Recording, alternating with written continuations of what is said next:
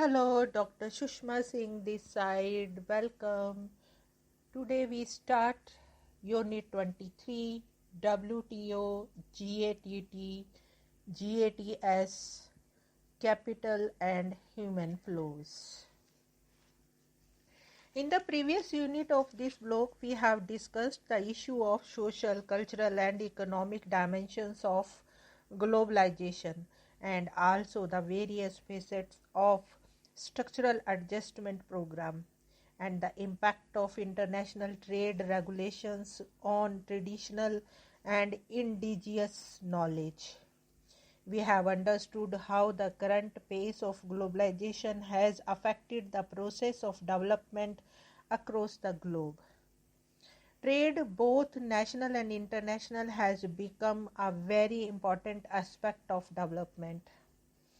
In the context of globalization, trade has taken a different shape, and all aspects of human lives, goods, services, arts, music, etc., have emerged to be tradable objects.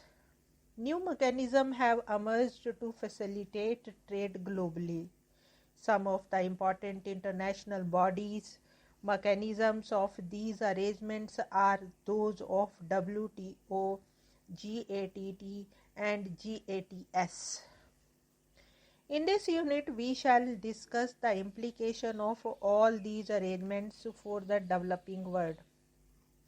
To begin with, we discuss the interface between the social development, globalization, and trade agreements. We then go on to briefly discuss the historical origin, functions, principles, and scope of WTO and GATT are also discussed in this unit. The issue covered in GATT, GATS, and TRIPS and their scope and commitments are also discussed in this unit. We have discussed at length the emerging concern for trade liberalization and the implication for social development. Now let us move to the point social development, globalization, and trade agreements. The modern world witnessed a series of interrelated socio-political processes and events in the late 1980s and early 1990s. The most important of these have been ever increased global interconnected, introduction of structural adjustment programs, the phenomenal expansion of information and communication technologies, increasing commercialization, perspective change in the orientation of development, and a quantum increase in human and capital flows from one part of the globe to the another. All these have impacted the processes of the development. There have been concerned efforts against the backdrop of the collapse of the socialist economy and the triumph of the market forces to redirect the forces of development locally and globally through the Social Development Summit 1995.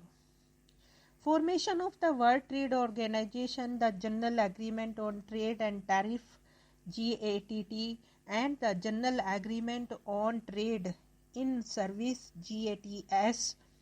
The World Development Report 1997 focused on attempts to bring stability for investment and development. One of the central themes of all these efforts have been to remove all obstacles to the expansion of the market forces that would supposedly pave the way for social and human development across borders.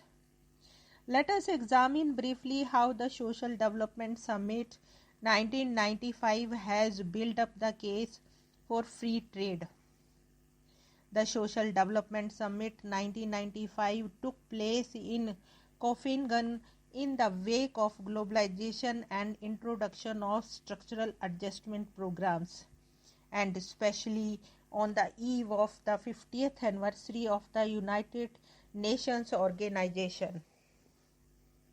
All heads of the state pledged for social development and empowerment of the marginalized, ushering in the human face of development by ensuring peace and stability in society.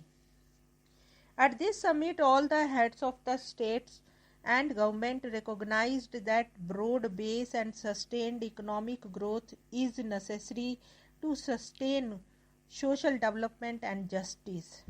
It declares that globalization, which is a consequence of increased human mobility, enhanced communications, greatly increased trade and capital flows, and technological developments, and opened new opportunities for sustained economic growth and development of the world economy, particularly in developing countries.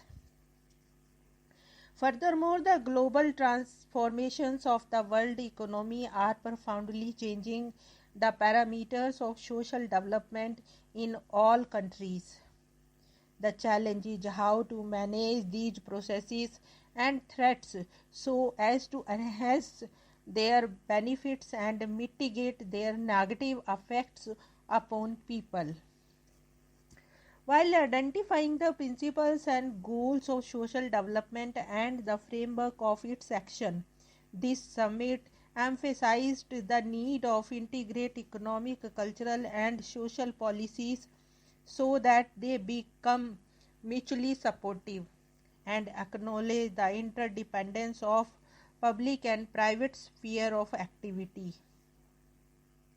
It also recognized that new information technologies and new approaches to the access to and use of technologies by people living in poverty could help in fulfilling social development goals, and therefore recognized the need to facilitate access to such technologies.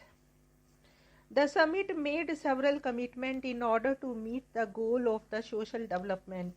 In its very first commitment, it mentioned, at the time, these heads of the state also committed themselves to promote and implement policies to create a supportive external economic environment inter alia through cooperation in the formulation and implementation of macroeconomic policies. Trade liberalization, mobilization and or provision of new and additional financial resources that are both adequate and predictable and mobilized in a way that maximizes the availability of such resources for sustainable development. Using all available funding sources and mechanisms, enhanced financial stability and more equitable access of developing countries to global markets, productive investments and technologies, and appropriate knowledge with due consideration to the needs of the countries with economies in transition. In another international commitment, they promised to foster international cooperation in macroeconomic policies, liberalization of trade and investment so as to promote sustainable economic growth and creation of employment, and exchange experience on successful policies and programs aimed at increasing employment and reducing unemployment. This summit also committed to implement all the national level structural adjustment policies which should include social development goals and effective development strategies that establish a more favorable climate for trade and investment, give priority to human resource development, and further promote the development of democratic institutions. It is important that social development and human well-being have got the highest priority in 21st century development discourse. Expansion of free market, commodification of all vital aspects of life, and expansion of trade without boundaries have been envisaged to be the potential vehicles of the social development and human well-being. The WTO, along with its several trade agreements and rounds of negotiations, has emerged to be the key agency under the auspices of the influential developed nations to monitor the expansion of free trade worldwide. Will the WTO, GATT, and GATS be able to strike a balance between the diverse needs of the market on the one hand and the social commitment of the developing nations of the world? What are their limitations? Let us examine these issues in this unit and in the next lecture. Here we want to close this lecture. Thanks for listening.